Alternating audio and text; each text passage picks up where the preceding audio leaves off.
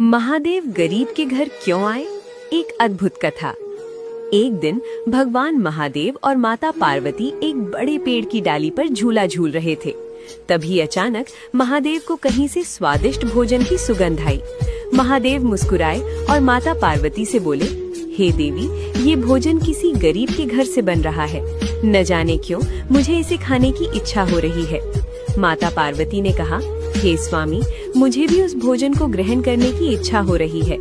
महादेव बोले, तो चलो देवी, धरती पर चलकर देखते हैं कि ये भोजन कौन बना रहा है। दोनों ने साधु साध्वी का रूप धारण किया और धरती पर एक छोटे से गांव में पहुंच गए। वहां एक गरीब आदमी अपने परिवार के साथ रहता था। उसकी 4 बेटियां थीं और पूरे घर का पालन पोषण वही अकेला करता था।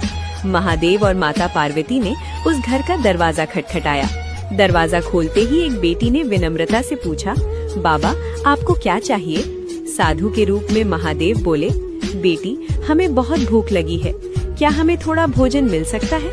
कन्या ने तुरंत आंगन में दरी बिछाई और जो भी भोजन घर में था वो प्रेम से उनके सामने परोस दिया। महादेव और माता पार्वती ने बड़े प्रेम से भोजन करना शुरू किया। भोजन समाप्त होने के बाद महादेव बोले, बेटी, क्या थोड़ा और भोजन मिल सकता है? तभी घर का गरीब व्यक्ति और उसकी पत्नी हाथ जोड़कर बोले, स्वामी, हमारे घर में जो कुछ भी था हमने सब आपको दे दिया है, कृपया हमें क्षमा करें। उनकी सच्ची भावना और भक्ति देखकर महादेव और माता पार्वती बहुत प्रसन्न हुए। उन्होंने प्रेम से भोजन ग्रहण किया और उस परिवार को आशीर्वाद देकर वहां से चल पड़े।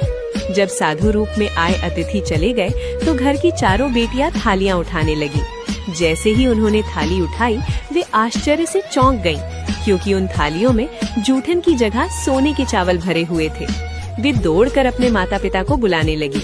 ये अद्भुत दृश्य देखकर पूरा परिवार समझ गया कि वो साधारण साधु नहीं थे।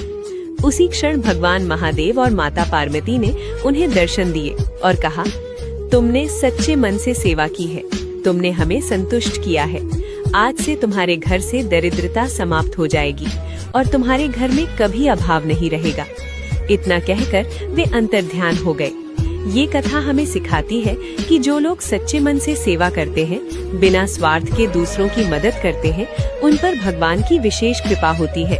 सच्ची भक्ति और सेवा ही भगवान तक पहुँचने का सबसे सरल मार्ग है।